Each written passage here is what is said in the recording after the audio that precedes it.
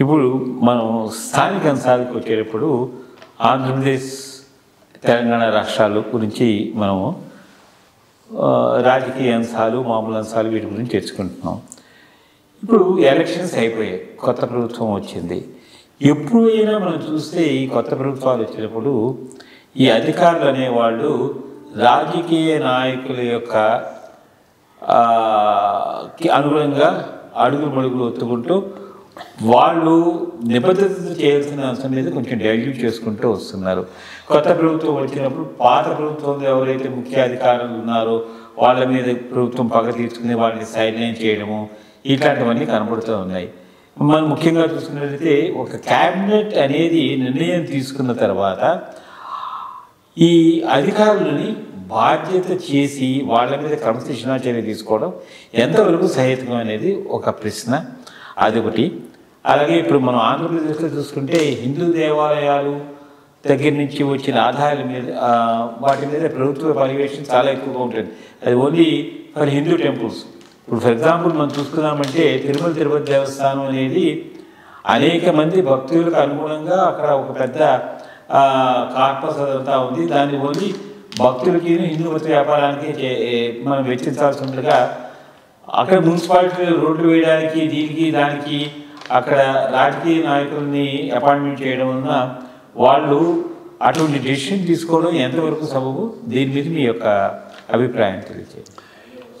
ఈ ఆఫీసర్స్ను side line చేయటం ఇది అంతా ప్రభుత్వాలు మారినప్పుడు 10 రోజులు హడావుడి, ప్రెస్ వాళ్లకు కొంత న్యూస్, అంతకు మించి ఏమి దీనివల్ల జరిగేది లేదు, పోయేది లేదు. ఎవరైతే ఆఫీసర్లు పాత రిజిమ్లో వాళ్ళని అసిస్ట్ చేసి వాళ్ళకి కావాల్సిన పనులు చేసి పెట్టారో 10 రోజుల తర్వాత వాళ్ళు ఈ ప్రభుత్వంలో కీ పోస్టులకు వస్తారు. ఎందుకనంటే రాజకీయ నాయకులు వాడైనా వీడైనా ఎవరైనా వాళ్ళ ఎజెండా వాళ్ళు అనుకున్నట్టుగా నిర్వహించే వాళ్ళు కావాలి. దానికి అనుకూలంగా ఉన్నవాళ్ళు ఏ ప్రభుత్వం ఉన్నా కానీ మళ్ళీ తిరిగి వస్తారు. 1 నెల 2 నెలల హడావుడి తర్వాత తిరిగి ఇంపార్టెంట్ ప్లేస్లోకి వాళ్ళే వస్తారు. రెండోది, ఈ ఎంక్వైరీలు ఇవి పర్సనల్ యాంగిల్ లేనప్పుడు ఏదో నడుస్తూ ఉంటే ఆరు క్లోజ్ అవుతూ ఉంటాయి. ఆంధ్రాలో పర్సనల్ యాంగిల్ ఉంది. పర్సనల్ యాంగిల్, పర్సనల్ ఎలిమిటీ, అతను జైలుకు పంపించినాడు ఈయనని దీని మీద నెగిటివ్గా అతను చేయటం, ఆ పర్సనల్ యాంగిల్ మనకి దూరం పోయింది. కానీ లేకపోతే ఇవేవి ఎక్కడికి పోవు, ఎక్కడనో చోట క్లోజ్ అయిపోతాయి. రెండోది, తప్పకుండా ఈ కాళేశ్వరం దీని మీద డీటెయిల్డ్ ఎంక్వైరీ జరగాల్సిన అవసరం ఉంది. ఎందుకంటే ఇది సరిగ్గా కనుక ఎంక్వైరీ చేస్తే ఇది ఇంటర్నేషనల్ స్కాండల్ లెవెల్. 1,00,000 కోట్ల రూపాయలు పెట్టి ఎందుకు పెట్టినట్టు, ఎవరి కోసం పెట్టినట్టు, ఎట్లా పెట్టినట్టు, దానివల్ల ఫలితాలు ఏంటి, క్వశ్చన్స్ తప్పకుండా అడగాలి. బట్ అది ఏమి జరిగి దానివల్ల ఎవరినో ఫిక్స్ చేస్తారని మాత్రం నేను అనుకోను. మొత్తం అసలు ఈ ఇరిగేషన్కు నాంది పలికింది ఎవరు? ఈ కాంగ్రెస్ వాళ్ళే.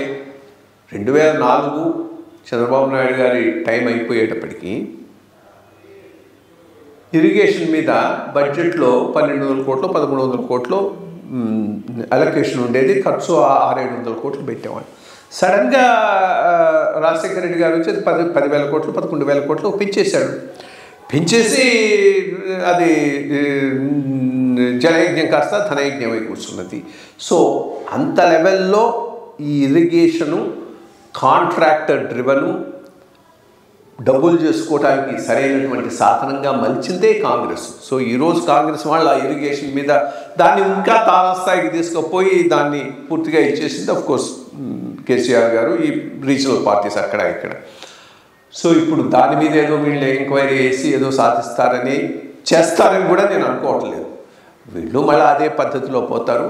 సో ఇది ఏమీ జరగదు. ఊరికే ఇప్పటికిప్పుడు కొద్దిగా ప్రెస్లో హడావుడు తప్పితే ఏమీ ఫైనల్గా అయ్యేది ఏముంటుందని నేను భావిస్తున్నాను. ఇక తిరుపతి మున్సిపాలిటీ సంగతి, టీటీడీ ఫండ్స్ని అట్లా ఇచ్చి ఉండాల్సింది కాదు, చాలా చాలా తప్పు.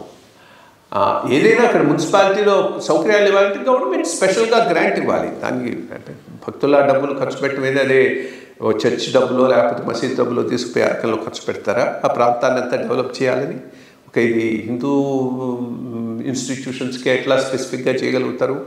లోకల్ లీడర్ ఎప్పుడైతే టీటీడీ చైర్మన్ అవుతాడో ప్రతి తడవ ఇదే ప్రాబ్లం అవుతున్నది. అక్కడ ఉండేటటువంటి టీటీడీ డబ్బులను వాళ్ళ సొంత ఇమేజ్ కోసం, సొంత ప్రాపకం కోసం, ప్రాబల్యం కోసం వాడటం అనేది షరామామూలు అయిపోయింది. ఈరోజు కూడా అదే అక్కడ జరుగుతుంది. గుడ్, సుప్రీం కోర్టు దీన్ని కాస్త ఆల్రెడీ ఇంటర్మ్ ఆర్డర్ ఒకటి ఇచ్చింది. ఫైనల్ ఆర్డర్ కూడా ఇదే రకంగా ఉంటుందని భావిద్దాం. Thank you. మంచి విషయాలు చెప్పారండి. మళ్ళీ వచ్చే వారం కలుద్దాం. Thank you. For more updates, like, comment, subscribe to our channel.